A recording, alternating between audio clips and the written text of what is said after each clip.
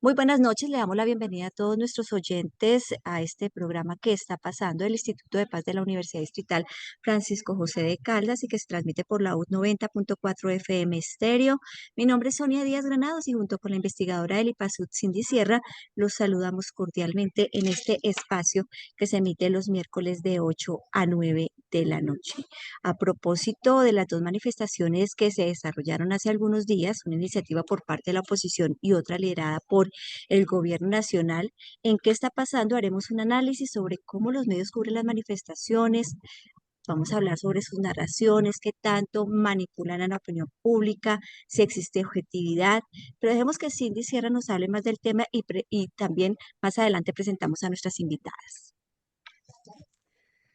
Así es, Sonia, muy buenas noches a ti y a nuestra amabilísima audiencia. Hoy, en efecto, como tú bien lo dices, Sonia, hablaremos sobre la forma en que los medios hegemónicos o estos medios que están reportando mayores audiencias en el país, pues muestran las movilizaciones sociales en Colombia.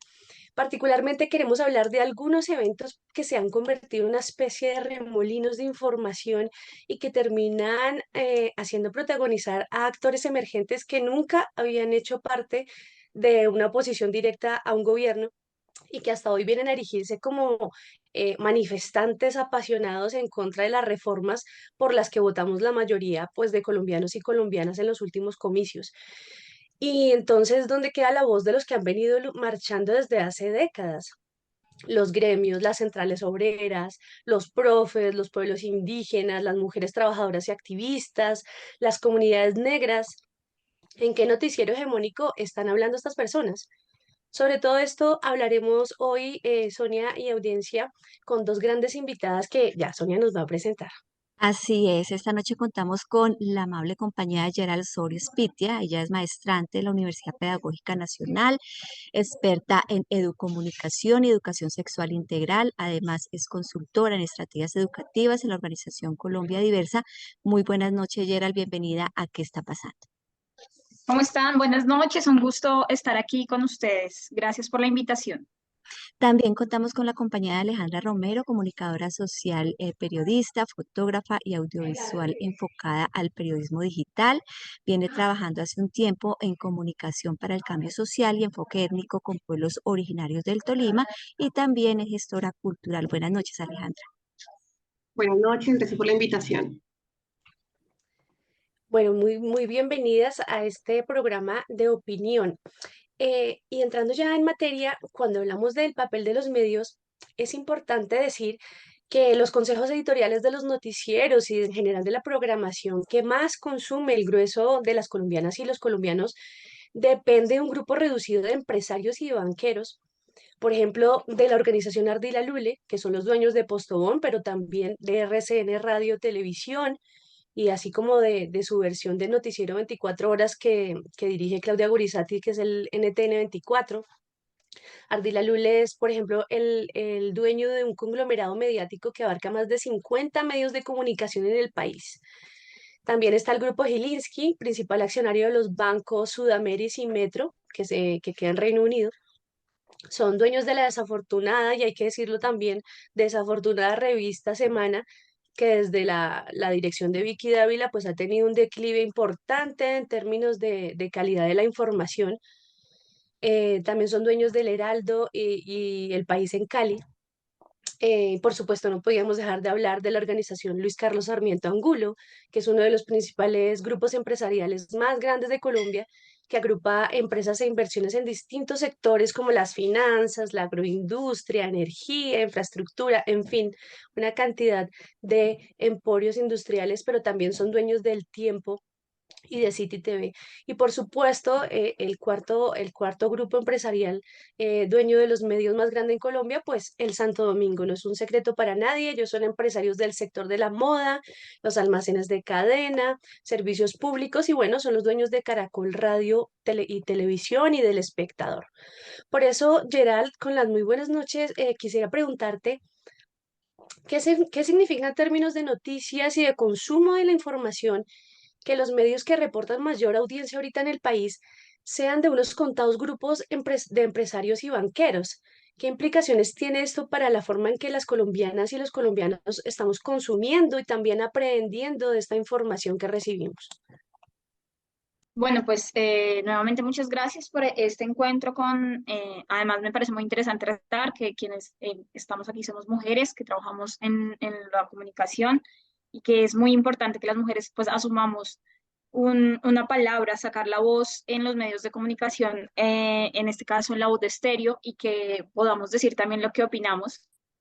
Digamos, ¿qué implica que sea este imperio de medios comunicativos que son los que dan las noticias, los que llegan a tanta gente, a tantas poblaciones, a lugares periféricos también del país, porque sabemos que la señal de televisión, que el Internet, pues no tiene acceso en todo el país? Yo creo que lo que implica es la construcción de una narrativa en la que se predominan ciertos conceptos. La forma en la que se divulga la información, la forma en la que se construye la información, tiene mucho que ver digamos, con las palabras que usan estos medios, con la forma en la que los medios están comunicando esta información.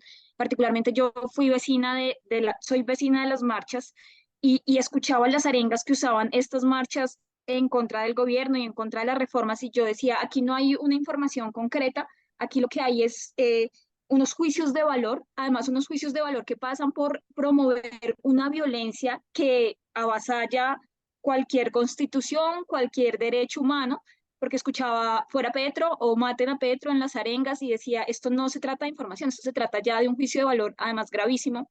Entonces yo creo que lo que implica es imponer narrativas concretamente.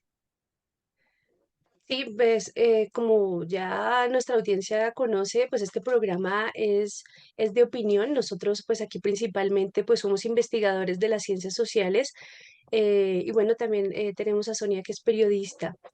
Sin embargo, pues desde mi postura yo también lo veo de este modo.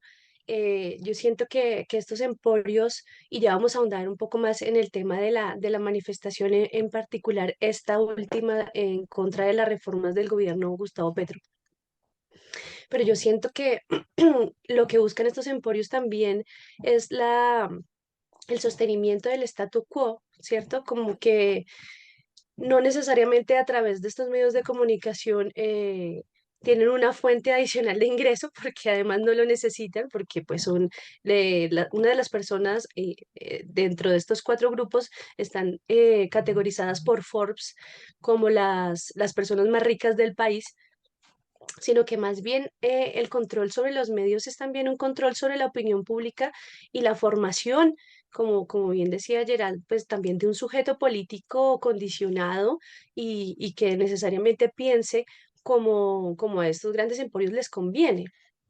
Y también lo mencionaba pues Geraldine, el que el pasado 21 de abril una serie de manifestaciones en varias ciudades del país que decían marchar en contra del gobierno del presidente Gustavo Petro, y la forma en que este evento fue televisado tuvo una espectacularidad que hace rato no se veía. Había videos en streaming de minuto a minuto del cubrimiento de las marchas, notas especiales, videoclips en TikTok. Y lo que más llamó mi atención fue una nota, o más bien una sección especial que hizo el noticiero RCN de esa misma noche de domingo 21 de abril, que denominó La voz de los que marcharon este 21 de abril. Yo digo, el acto de marchar en particular no le pertenece a nadie, o más bien, o mejor, nos pertenece a todas y todos, ¿no? Hace parte de nuestro derecho constitucional. Sin embargo, quiero preguntarte, Alejandra, ¿quiénes son estas personas que se han caracterizado históricamente en Colombia por marchar? ¿Y por qué se le da este protagonismo a estos otros sectores, además minoritarios y evidentemente elitistas, y no se le ha dado este espacio a quienes vienen marchando hace décadas o siglos, si hablamos de los descendientes de los grandes movimientos sociales en Colombia? Bueno, y bueno, reiterar nuevamente este espacio tan importante entre nosotras para poder debatir estos temas de opinión. Y digamos que históricamente es la clase trabajadora, son las mujeres, son los negros, son los indígenas, ¿sí? Que siempre han estado en las calles y que es muy diferente salir a marchar para pedir por nuestros derechos que sostener nuestros privilegios. Creo que hay una gran diferencia entre los marchantes que pudimos ver estos que apantallan en los grandes medios de comunicación, donde donde nos meten a todos, ¿no? En el mismo saco, ¿sí? Como si toda la sociedad colombiana fuese quien estuviese marchando y no es así. Entonces, digamos que aquí también tiene un papel muy importante los medios independientes, ¿sí? Donde empezamos a tener un rol también para contrarrestar esta información y decir, estas no son las personas que están marchando, no somos nosotros. Hay un descontento por estas marchas precisamente que pierden un sentido social, ¿sí? Que pierden como una intención realmente histórico de defensa de los derechos humanos, donde lo que prevalece es eso, o sea, prevalece el privilegio de este sector minoritario y por eso necesitan los medios hegemónicos precisamente acaparar la información de esta manera. Entonces, dar gran pantalla, mostrar que es la sociedad colombiana simplemente el estrato 4, 5 y 6 quien sale a marchar, invisibilizar obviamente a la clase trabajadora, es decir, nosotros no queremos más a Petro, pero ¿por qué? ¿Sí? Entonces, salen también los medios independientes y nos muestran esta otra cara, porque no pude ver, por ejemplo, este especial, porque en lo personal no consumo RCN, entonces no lo vi ni siquiera, pero digamos que los medios tradicionales nos muestran precisamente eso, lo mismo de siempre, y vienen los medios independientes a mostrarnos que no. Si, por ejemplo, algunos medios independientes que estuve viendo, entrevistas que le hacían a las personas marcantes, no tenían idea, ¿sí? Ni siquiera por qué marchaban. Entonces, simplemente es como un sentimiento o un sensacionalismo que promueven los medios de comunicación para llevar a la gente a marchar, sin siquiera saber por qué está marchando. Entonces, es eso. Mm. Ahí hay que resaltar algo en esta oportunidad con esas manifestaciones que se hicieron el pasado 21 de abril, las manifestaciones de la oposición. eh, Hay que reconocer que sí hubo mucha gente que salió a manifestarse, mucha gente. Recordemos que cuando se hacían anteriormente manifestaciones por parte de la oposición eran unos 3, 4, 5 gaticos nomás, pero esta vez la gente se unió y lo digo porque en mi entorno cercano tuve muchas invitaciones. Vamos a marchar, voy a alquilar un bus, vamos a ir tantos, mucha gente cercana también salió. Entonces, digamos que hay una diferencia ahí que hay que ver. En cuanto al tema de cómo los medios trataron, cómo la información frente a estas manifestaciones, tanto las de abril como las del 1 de mayo. Obviamente los medios de comunicación tienen esa hegemonía, ese monopolio empresarial, ¿sí? Pero también hay que ver qué es lo que llama la atención a la audiencia, ¿sí? El tema, por ejemplo, de la criminalización de la protesta, ¿sí? Aquí a la gente le gusta ver ese tipo de cosas. ¿Qué pasa? ¿Cómo se violenta la protesta? ¿Cómo se titula, por lo tanto? ¿Cómo salen las notas? Entonces, un buen periodismo debería informar no eso, sino saber realmente cuál es el sustento o cuáles son esas peticiones que tienen los protestantes, las personas que salen a manifestarse, qué es la indignación, por qué los está indignando, cosa que los medios no estamos cumpliendo con eso. Mirar el trasfondo de cada una de estas peticiones que tienen los manifestantes. Sí, Claro, Jenny, en digamos, efecto, pues, perdona, discúlpame, Alejandra. En efecto, las marchas fueron multitudinarias y esto hay que aceptarlo y hay que reconocerlo también. Sin embargo, ¿por qué ese poder de convocatoria? ¿Cierto? Digamos que no vamos a decir que fueron los medios los convocantes, pero sí hacen parte también de este grupo, ahora considerado opositorio o de oposición, y era un papel que no habían tenido antes, ¿cierto? El problema de la forma en la que se está mediatizando esta protesta también tiene que ver eh, con que los medios han tomado una postura y estamos hablando de los medios pues tradicionales y que se están revisando día a día por un número importante de colombianos y colombianas. Entonces ahí está el meollo del asunto. No se trata de desconocer o de descalificar la marcha, pero sí de entender por qué hubo esta convocatoria, ¿cierto? ¿Qué la movió? Y como explicaba también hace un ratico Gerald, Pues no vamos a negar tampoco que uno de los movimientos que más exacerba, que más exacerba este tipo de marchas, pues es el odio, es la rabia y pues son una serie de emociones que están muchas veces condicionadas por estos mismos medios. Adelante, Alejandra, cuéntanos un poco también tu postura frente a esto. Digamos que reafirmar lo que dices, porque claro, no hay que desconocer que hay un descontento, ¿sí? No hay que desconocer que hay un sector de la población que salió a marchar, pero es analizar eso, qué les motiva y por qué salen a marchar, ¿sí? Digamos, si nos damos cuenta, por ejemplo, en las marchas, lo que dices de la criminalización. ¿Por qué los medios de comunicación cuando sale la clase trabajadora no muestra o no le da relevancia a las prácticas culturales, a las muestras de arte, a la muestra de historia que se vive dentro de las marchas, sino simplemente se enfocan de pronto en cuando se generan de pronto los disturbios, ¿sí? Que muchas veces nos hemos dado cuenta y esto es ocasionado por la misma fuerza pública, ¿sí? Entonces, digamos que los medios de comunicación buscan eso, dividir, ¿no? Entonces también distancian la marcha de los de bien y distancian la marcha de la clase trabajadora. Entonces nos ponen en dos grupos. Entonces también salen las personas que se consideran, yo no hago parte de este grupo de criminales que sale a marchar y ya sale a protestar de esta manera. Entonces también es como eso, ¿no?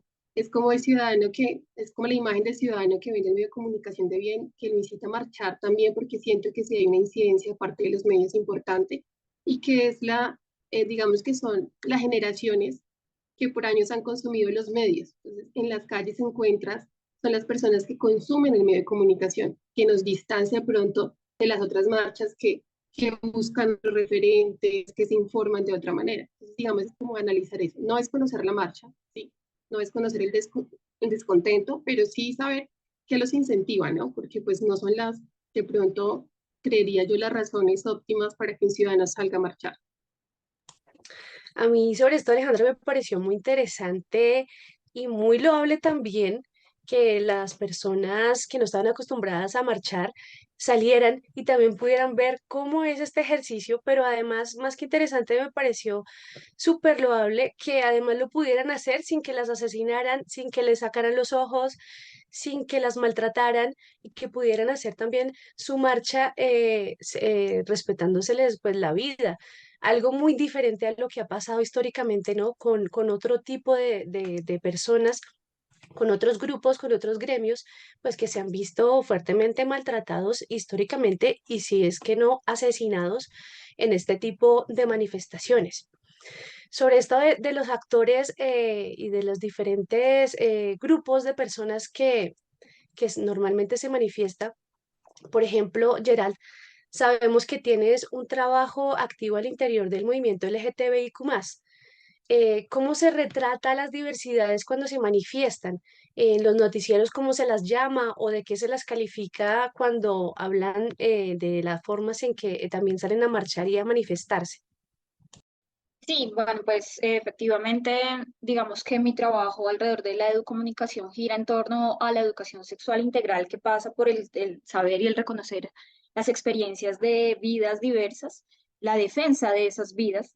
Y un poco para retomar la conversación y para anudar con esto que ustedes dos acaban de comentar, pues pensaba eso, como qué importante, qué maravilla que la oposición, y de verdad resalto eso de manera muy concreta y enfática, y es que maravilla que la oposición hoy salga a la movilización con una posibilidad de tener una, digamos, una movilización tranquila, segura, ¿sí? También, pues, por supuesto, soy una mujer feminista, marché el 8 de marzo y sentí la diferencia en la movilización de digamos, de las movilizaciones feministas que han estado marcadas por el acompañamiento de la policía, miembros de la policía mujeres. Este año particularmente no sucedió así. Desde el primer minuto de la movilización, la marcha se sintió diferente. O sea, digamos, yo soy egresada de la universidad pública y uno como egresado de universidad pública sabe más o menos cuando la marcha está rara, cuando la marcha va como en movimiento hacia un lugar de, digamos, en el que el SMAT, no recuerdo el nombre actual que tiene este grupo de la policía, pues tiene la intención de atacar. Y eso particularmente también es la ambientación de la movilización, ¿no? Entonces, que hoy la gente tenga derecho a movilizarse a pesar de que salga con arengas que van en contra de los derechos humanos, a pesar de que salga con banderas de Israel que efectivamente están haciendo alusión a genocidios en el mundo en este momento, me parece muy importante. Respecto a lo que dicen o la forma en la que se establece la comunicación en los medios digamos, en los medios que llamamos hegemónicos, que llamamos que son los medios que tienen, digamos, la posibilidad de construir narrativas mayoritariamente, de alguna manera se ha reconocido la experiencia de vida de personas LGBTIQ+, pero también creo que es una jugarreta en ocasiones, ¿no? O sea, la forma en la que estas personas contratan periodistas con experiencias de vida lesbianas, gays, trans, pues es una forma de decir, aquí aceptamos que eso no es algo que estemos buscando las personas diversas, no estamos buscando aceptación, estamos buscando que nuestra experiencia de vida sea respetada. Entonces, creo que la forma en la que se han contratado, en la que se enuncian las experiencias de vida LGBTIQ+, es muy, maniobra mucho en esa manipulación para decir, aquí somos mente abierta, aquí respetamos las diferencias, pero digamos, en las narrativas y en la forma en la que se construyen los discursos y en la forma en la que se acompañan las movilizaciones, por supuesto, eso no se mantiene. Podría decir también el tema de este fantasma que ha recorrido Latinoamérica y casi que el mundo, el planeta entero, y es la ideología de género. Este es un gran ejemplo de cómo los medios masivos de comunicación han construido narrativas, construyen todo el tiempo el sentido común de la gente, diciendo que vamos a homosexualizar a los niños y a las niñas en las escuelas, vamos a homosexualizar a las personas a través de nuestro rayo, y pues, ¿qué más quisiera yo que la gente abriera sus espectros mentales y transformara sus formas de vida?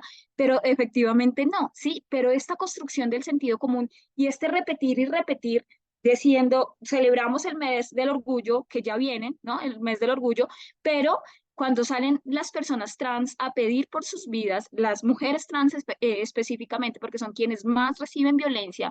No sé si han visto, digamos, las cifras. En este momento los transfeminicidios en Colombia están disparados. En ese momento, ¿cómo se construyen esas narrativas? Esa es la invitación a cuestionarnos y a preguntarnos, porque a nosotros, de nada nos sirve que celebren el orgullo gay, pero que no visibilicen cómo se están matando a las mujeres trans en el país. A mí me parece muy importante abordar este tema, esa relación medios de comunicación y esa influencia que tienen en la sociedad. Hablamos de narrativas, hablamos de ese abordaje, hablamos de la mediación. Además que me gustaría abordar eso con ambas, con Alejandra, empecemos, que cuál es ese efecto de los cubrimientos o del mal cubrimiento que hacen los medios de comunicación en la sociedad, porque a mí me parece gravísimo. Vemos cuáles son esas consecuencias que pueden traer, ¿no? Cuando a uno se le da una imagen de una comunidad o de una persona, se estigmatiza, ¿no? Por ejemplo, eso puede incurrir en asesinatos a líderes sociales, por ejemplo, líderes y lideresas sociales. ¿Qué hay que decir? No es solo responsabilidad de los medios de comunicación, también es responsabilidad del gobierno de turno cómo aborda este tipo de temas que puede traer consecuencias a la sociedad. Entonces, hablemos de ese efecto en la sociedad, de cómo se aborda ciertas situaciones o circunstancias y hablando puntualmente de la protesta social. Pues creo que el efecto más importante y es el efecto es que tenemos una sociedad violenta, ¿no? Los medios de comunicación sí tienen una responsabilidad social importante. Digamos que tener estos espacios para realmente debatir sobre eso, hablas de esa responsabilidad que tenemos como periodistas, ¿sí? De poderle llevar a la gente una información diferente, una información verídica, de no llegar caer en los sesgos, ¿sí? De no discriminar, porque digamos, podemos ver múltiples titulares de noticias malintencionadas donde no reconocemos la identidad de género, no reconocemos la raza, no reconocemos, sí, no reconocemos a la víctima, sino que caemos, por ejemplo, en la revictimización. Entonces encontramos toda esta cantidad de comentarios en los titulares de noticias donde la gente llega a culpar a la víctima, ¿sí? Porque estaba ahí o porque salió a marchar, por qué no se quedó en su casa, ¿sí? Entonces yo creo que el principal efecto es eso, una sociedad que cae en la violencia y la ignorancia. O sea, principalmente eso, y eso es lo que tenemos que combatir en este país con educación, con formación y con opinión. Mm. ¿Qué opina Gerald de este panorama negativo que puede generar esa mediación o ese abordaje por parte de los medios de comunicación? Sí, me parece muy importante digamos, estos cuestionamientos alrededor de la responsabilidad y el efecto de un mal cubrimiento. Digamos que mi trayectoria como educomunicadora ha estado marcada por acompañarme de grandes comunicadores sociales y hablaba un poco de esta entrevista con colegas, amigos, amigas como Alicia Vargas, que es una gran periodista, y me decía pues un poco aquí lo que estamos haciendo es ponerle, o sea, cuando hacemos una mala comunicación, cuando hacemos, porque hay que decirlo, hay que nombrarlo, es una comunicación perversa, una comunicación que no está pensando en los territorios específicamente, lo que estamos haciendo es ponerle casi que la lápida a los líderes y lideresas sociales que están en los territorios, porque al estigmatizar, al generar, digamos, palabras, frases, imágenes, la forma en la que la imagen es usada y es proyectada en el televisor es también muy potente. Y entonces, esa es una irresponsabilidad digamos, aprovecho para anudar con el tema de la libertad de expresión. ¿Hasta dónde llega la libertad de expresión cuando tú estás tomando una posición que además tiene que ver con tu lugar de enunciación, con tu lugar de creencia en la política? Y esa posición hace señalamientos que generan, como ustedes ya lo nombraron, una violencia específica en contra de las personas que están en los territorios y en contra de las personas que están, digamos, defendiendo la vida. Entonces, yo creo que sí es muy importante porque además, pues es también, retomo Latinoamérica, retomo el panorama internacional. En Argentina lo que está sucediendo alrededor de la construcción de discursos homofóbicos, lesbofóbicos, con el presidente actual Milei, ha generado una resonancia en la que la lesbofobia ha cobrado la vida de unas chicas. No sé, me imagino que están documentadas sobre esta situación. Una persona agredió a unas chicas lesbianas, les lanzó una bomba molotov y varias de ellas ya murieron. Una de ellas sigue en el hospital en condiciones terribles. Uno dice, cuando el dirigente de un país, cuando los ministerios, cuando las personas que se hacen cargo de las políticas públicas de los países tienen discursos de odio que van en contra de los derechos humanos, se establece una cortinilla en la que la gente cree que es legítimo abusar, matar, violentar, y eso es gravísimo. Definitivamente, Gerard, precisamente sobre eso te quería preguntar también porque vemos que no solamente son los líderes sociales, que es pues gravísimo porque no solamente atentan contra su seguridad, sino directamente contra su vida. Y claro, eso también sucede con otro tipo de actores de la vida social, pues como las personas identificadas como LGTBIQ más, en este caso. Alejandra, también en un ambiente, en este ambiente pues que hemos remarcado el día de hoy, marcado por la confusión informativa, por la proliferación también de cierta desinformación. ¿Cómo se entrelaza, y agradecemos a Geraldine por traer a colación esto, cómo se entrelazan los derechos a la libre expresión y a la libre prensa que también tienen los medios, también con este derecho fundamental que tenemos las ciudadanas y los ciudadanos de estar bien informados? ¿Cuál sería el equilibrio entre esta libre expresión y esta libre prensa con nuestro derecho a la información? Bueno, digamos que el objetivo principal de un periodista, ¿sí? Es ser objetivo, ¿no? Es decir, que no se vean sesgos, que no se vea precisamente esos intereses políticos. Y creo que los medios colombianos tradicionales caen en ese sesgo. Entonces, es muy evidente que faltan a su ética profesional. Entonces, antes que periodistas somos seres humanos y yo creo que uno tiene que estar del lado de la vida, siempre, independientemente de la noticia que nosotros vemos siempre, la vida prima ante todo, ¿sí? Entonces, la objetividad sí va de la mano, pero va de la mano con la vida, va de la mano con los derechos humanos, con el respeto, con la igualdad, con la equidad.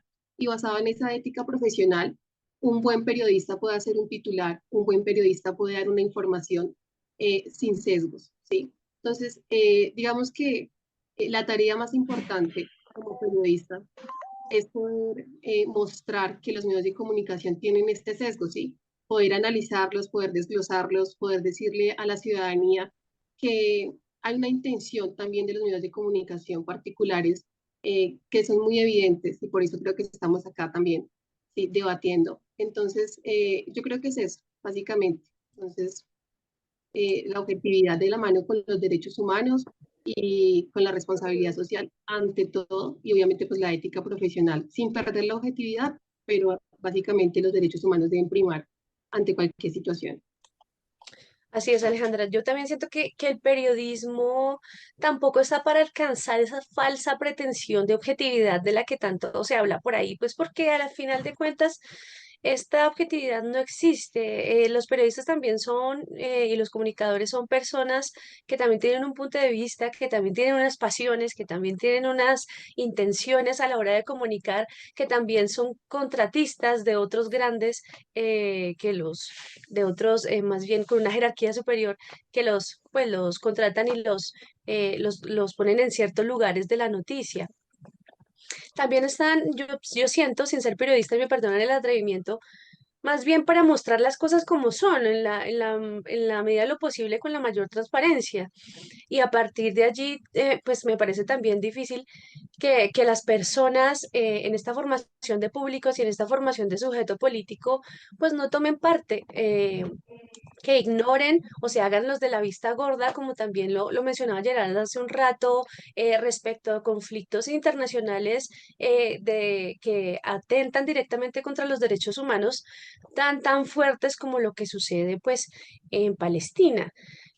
También hacerse de la vista gorda o no dar rienda como esa emocionalidad también política que producen las injusticias, la vulneración a los derechos humanos, pues es también es difícil y también hace parte de esa formación de los públicos, digamos, no solo los medios están allí para generar esta información o para decirnos qué pensar, sino también es importante pues empezar nosotros también a formar un pensamiento crítico y a dejar pues de hacernos de la vista gorda. Esto hace parte también como de la formación de un sujeto político y ver también cómo es de importante también empezar a ejercer cierto activismo o cierta actividad política que nos quite esta indiferencia frente a la humanidad del otro y la otra, pues que la están pasando definitivamente mal, no solo en Palestina. No solo en Medio Oriente, aquí en Colombia, ¿no? También el tema de lo que está pasando aquí en el país, en las distintas regiones y, ¿por qué no, también aquí en Bogotá? Hay algo que quiero resaltar de lo que dijo Alejandra y es que ante todo y cualquier profesión, pues somos personas, ¿no? Somos seres humanos.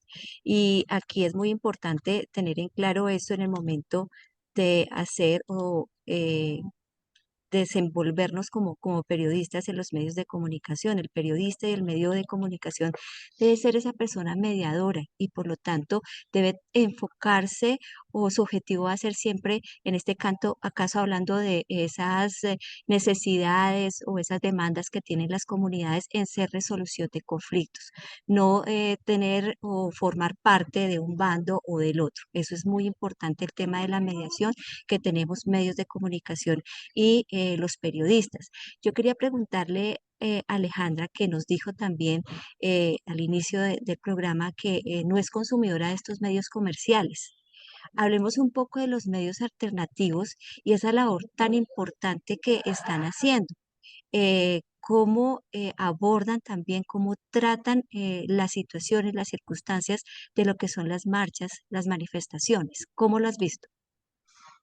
Bueno, digamos que lo que hablabas ahorita respecto a la información de los medios de comunicación, como para finalizar, creo que nuestro objetivo principal, sí, más allá de informar, es poner sobre la mesa las cartas y decirle, eso es lo que está pasando realmente y que la gente tenga ese poder de, de, de entrar a reflexionar qué desea creer y qué no, depende de sus posturas personales. Esa objetividad de pronto puede partir de ahí, de mostrar la realidad tal cual es, porque pues cada ser humano y cada uno tiene una historia diferente, cada territorio cuenta una historia distinta, cada país cuenta una historia distinta. Y por ejemplo, hay algo también que cabe mencionar, es que la omisión también es violenta en los medios de comunicación. Entonces, el omitir, por ejemplo, este genocidio que pasa en Palestina hace parte del problema. silenciar, callar.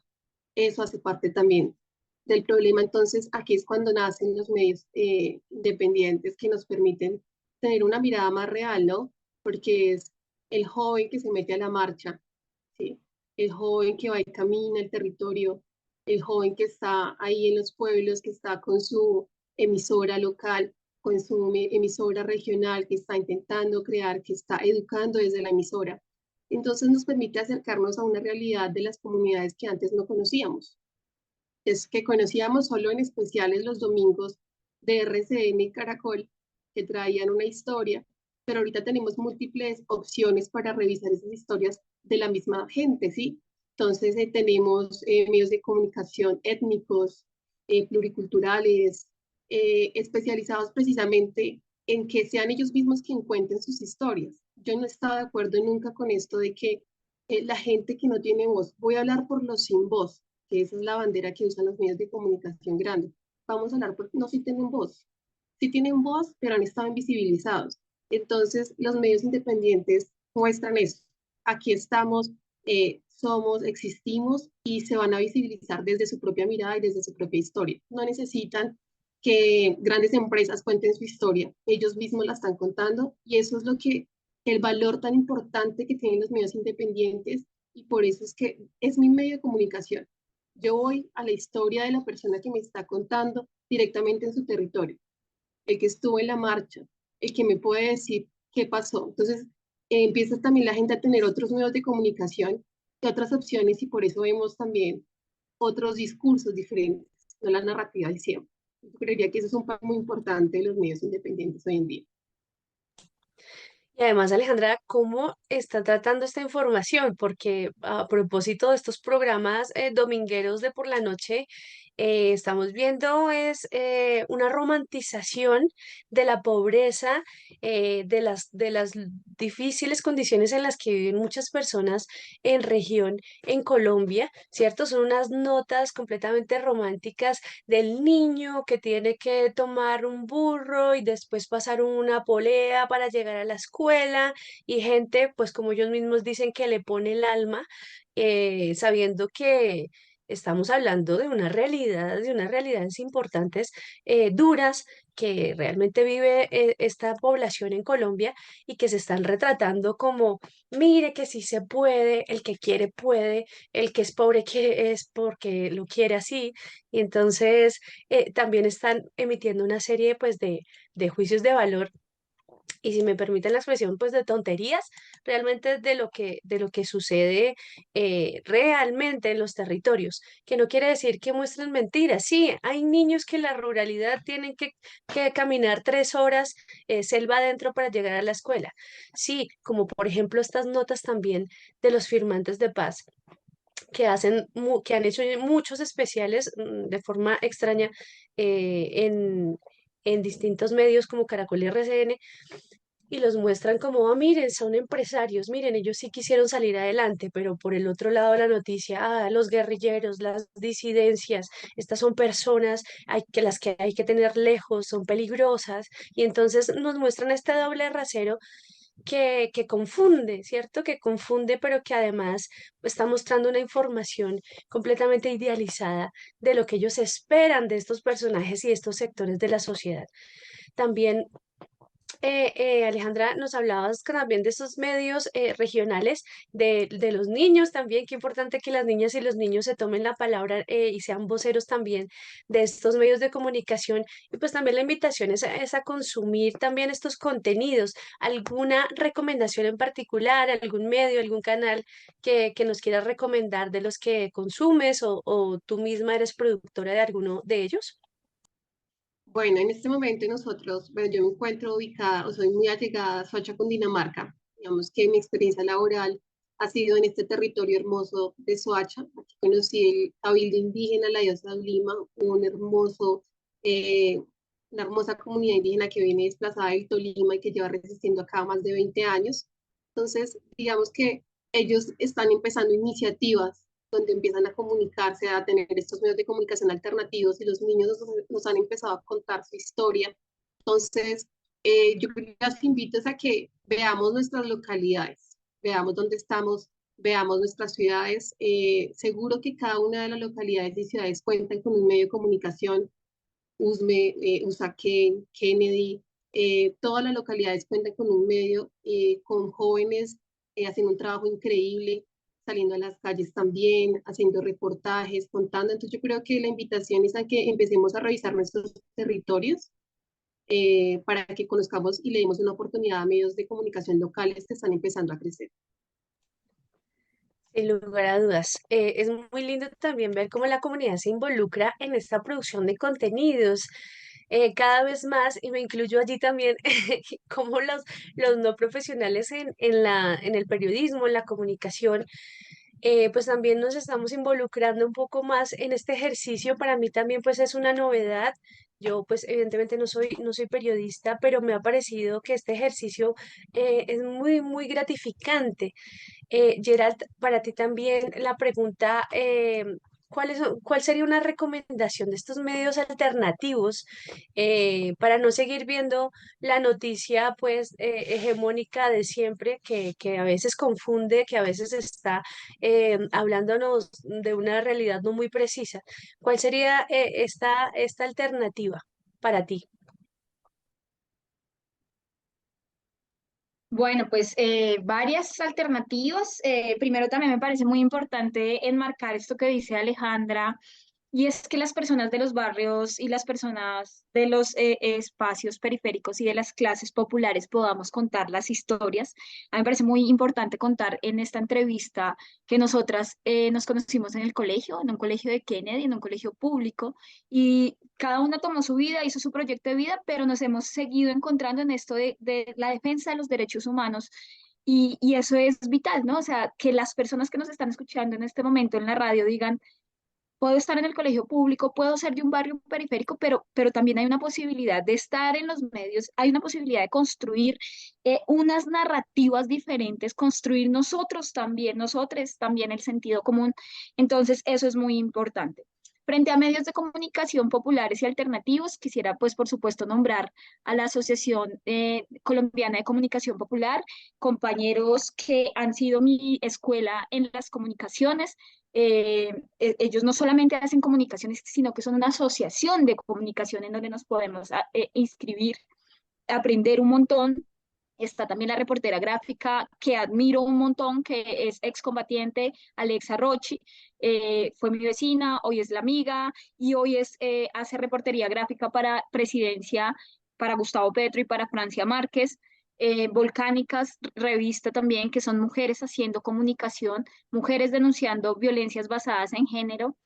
Y Kinorama, que es un medio de comunicación alternativo que tiene muchos años y que me parece que es muy potente porque viene contando la historia del movimiento social del país de muchas maneras a través de lo audiovisual, y que creo que es muy importante que nosotros sigamos estableciendo formas de comunicación. Finalmente, un medio y una colectividad muy importante para mí, pues es Mujeres al Borde.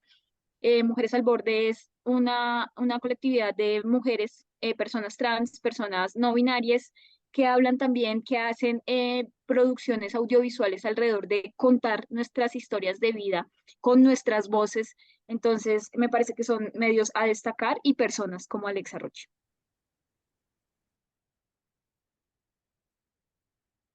Yo quisiera saber la opinión de cada uno de ustedes frente, como estamos hablando de medios y sus cubrimientos, sobre todo en las manifestaciones, las últimas que hubo. ¿Cómo les parece el trabajo que está realizando RTBC? Recordemos que RTBC es un servicio público que tiene dos canales de televisión, además tiene varias emisoras en distintas partes, en regiones casi olvidadas. Allá hay periodistas de RTBC, pero ha recibido muchas críticas de cómo la están manejando. Vemos también cómo cubrieron las manifestaciones del 21 de abril de la oposición, que casi no las cubrieron, fue muy poco porcentaje. Se le ha criticado mucho el manejo que se le da a un medio de comunicación que no es comercial. Entonces, quisiera empezar por Alejandra. ¿Cómo ve el trabajo de los medios de comunicación y de los periodistas, que muchos han hablado en otros medios de comunicación sobre las autocensura que ellos se tienen que imponer? y que pues no lo dicen abiertamente porque obviamente les pueden cancelar sus contratos. Eso vi una entrevista en El País de España, si no estoy mal, sobre este tema. Entonces, ¿cómo lo ve Alejandro? Bueno, lo que pasa es que, bueno, RTBC para mí es un recurso muy importante como periodista independiente, porque a través de él tú puedes también generar productos, sí, audiovisuales, y digamos que RTBC te da esa posibilidad también al ciudadano, a la organización de participar y tener espacios de gran valor. Y no es mentira que la televisión, sacar un documental, hacer un proyecto audiovisual en Colombia es muy difícil, es muy costoso. Entonces, uno aprende en el camino también a trabajar de la mano con RTC, por ejemplo, poniéndolo como ejemplo a ellos, porque se vuelve también un instrumento para que nosotros podamos hacer proyectos más grandes, porque se necesita de ciertos presupuestos en la televisión pública para llevar a cabo estos proyectos que a veces se nos quedan atrás en la nada, ¿cierto? Entonces, sacamos el proyecto en territorio, pero nos sale la oportunidad con RTBC y lo hacemos. Y desafortunadamente sí nace una autocensura porque es un miedo, sí, es un miedo a ser silenciados, es un miedo a perder la oportunidad y yo sé que le pasa a muchos colegas que trabajan con lo público, porque no es fácil acceder a estos procesos, entonces el trabajo de RTBC yo lo puedo fraccionar entre lo público y privado, por decirlo así de alguna manera, porque tiene procesos espectaculares de la televisión pública donde también he podido participar y la gente ha podido participar, pero sí hay una autocensura y es preocupante que todavía a estas alturas del partido eh, algo como RTC que debería ser para nosotros, pues realmente no lo sea. ¿Sí? Y Entonces, Alejandra, déjame te interrumpo un poco, y no es de este gobierno. Es que recordemos que también en el anterior gobierno y en otros gobiernos, en el gobierno de Duque también eso era la locura y los problemas y que se quería no, imponer y demás. totalmente. De hecho, digamos que podría decir que en este gobierno se siente un poco más amparada la televisión pública para hablar con libertad de algunos temas. Podría decirse, teniendo en cuenta que tenemos un presidente que fue de elección popular, que es el primero que ha sido de esta manera, ¿sí? Un voto popular. Entonces, hay una libertad un poco más amplia de hacer ciertos procesos. Sin embargo, pues el presidente no es autónomo en todas las decisiones de todas las entidades del país, entonces siempre va a perpetuar pues ese sesgo que tenemos desde hace muchísimos años. Entonces, no se puede hablar con total libertad porque lo que tú dices, en el gobierno anterior era muchísimo peor y así sucesivamente, porque sí, obviamente, por los intereses económicos, por los intereses políticos, personales, pues claramente no se podían hacer cierto tipo de cosas. Y se utilizaba la televisión pública también como una herramienta para engrandecer los periodos de los presidentes de turno, ¿sí? Entonces, digamos que esa es mi mirada actual, que aunque obviamente siento que sí un poquito de libertad teniendo en cuenta el presidente, pues el sesgo siempre va a existir en los medios de comunicación, incluso en la televisión pública, ¿no? Gerald, ¿qué Sí, piensas? no, estaba que me hablaba porque además me parece una hermosa y maravillosa pregunta para ir cerrando nuestro encuentro y es algo muy importante. Eh, RTBC está vinculada al Ministerio de Tecnologías de la Información y Comunicaciones. ¿Qué quiere decir? Que RTBC hace la función de los servidores públicos. Y como decía el grande y eterno Jaime Garzón, si son servidores públicos, nos tienen que servir. Para eso les pagamos, ¿sí? En ese sentido, uno, la denuncia que se mantiene y el descontento, que también es importante visibilizarlo. No quiere decir que porque sea partidaria del gobierno, no voy a anunciar que la contratación de Holman Morris como gerente de RTBC es un atropello al movimiento social feminista del país porque ha denunciado las violencias basadas en género y quisiéramos una explicación por parte del gobierno concreta de por qué mantener a Holman Morris en estos cargos de poder y también decir si está vinculado al Ministerio de Tecnologías de la Información y la Comunicación, queremos información, digamos, que respete al público objetivo de los medios de comunicación. Es decir, si nosotros respetamos a la oposición cuando sale a la movilización, también vamos a hacer una comunicación que busque mostrar lo que está sucediendo en el país. Señal Colombia, Canal Institucional, Radio Nacional de Colombia tiene el deber de contar lo que está haciendo el gobierno, porque también para eso es, para para mostrar y visibilizar, pero también de hablar de lo que está haciendo la oposición, incluso de denunciar, porque hay un montón de movimientos de la oposición que son bastante horribles, como suele ser esta extrema derecha colombiana. Entonces me parece muy importante esta pregunta porque somos, o sea, yo voté por Petro, yo voté por Francia Márquez, pero también soy veedora de lo que hacen y no estoy de acuerdo con el nombramiento de Holman Morris como director de RTBC.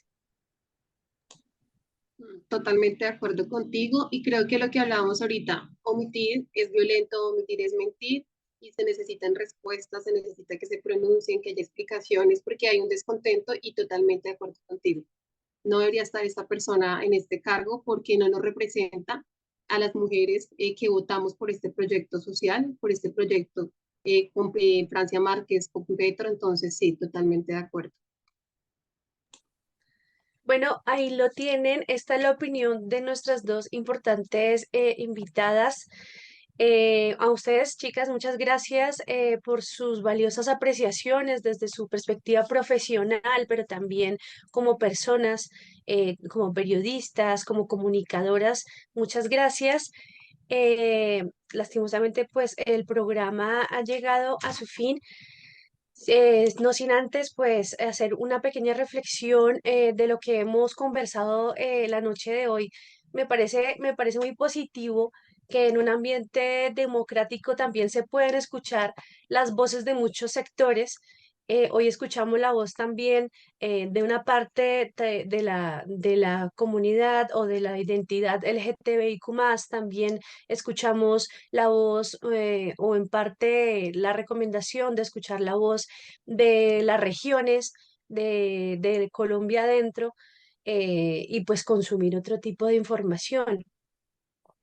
También me parece importante que la gente que llamamos de oposición, pero también de esta generación de nuestros abuelos, se quite de la cabeza que la política solo puede darse a sangre y fuego y que si usted no está conmigo, pues está contra mí y pues la frasecita esta de plomo es lo que hay.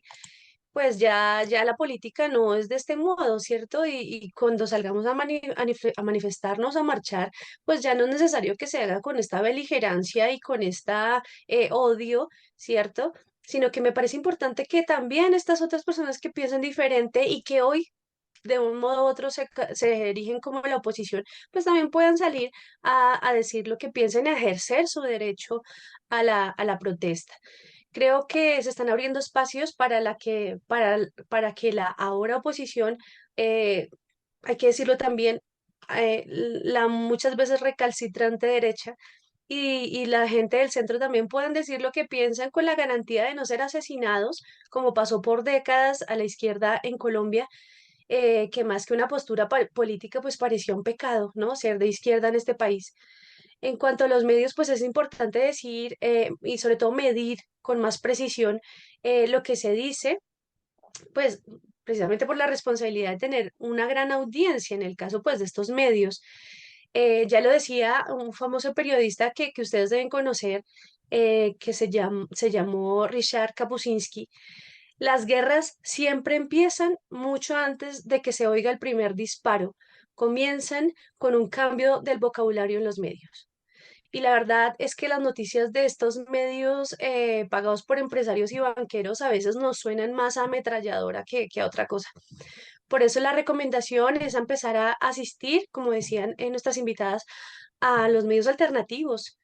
Nuestras invitadas nos han dado un par de sugerencias. Allí revisemos Volcánica, revisemos los medios regionales, revisemos estos otros medios de comunicación que hacen parte precisamente de estos sectores de la población que históricamente pues han salido también a manifestarse.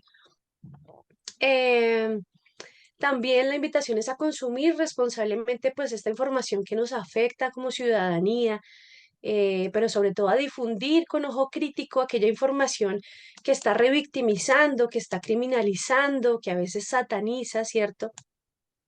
y que a veces vemos en los noticieros, ¿cierto? O en algunas notas periodísticas de redes sociales como YouTube o TikTok, con una música de fondo de peligro, de estas que ponen en las películas hollywoodenses, ¿cierto? Cuando habla el presidente o cuando marchan los pobres o los diferentes o las mayorías, que pues en este caso escogimos presidente. Los medios también, pues somos un espacio de lucha y los espacios alternativos seguiremos diciendo lo que se tenga que decir, también como lo han manifestado pues las invitadas. Con esto cerramos. A ustedes, mil gracias por la sintonía. A nuestras invitadas, muchas gracias por compartir de nuevo con nosotros sus valiosísimas apreciaciones y recomendaciones. A ti, Sonia, muchas gracias también por la edición de este programa. Hasta luego y los esperamos el próximo miércoles a la misma hora y por el mismo canal para saber qué está pasando en Colombia y el mundo. Muy buenas noches. Hasta luego, gracias.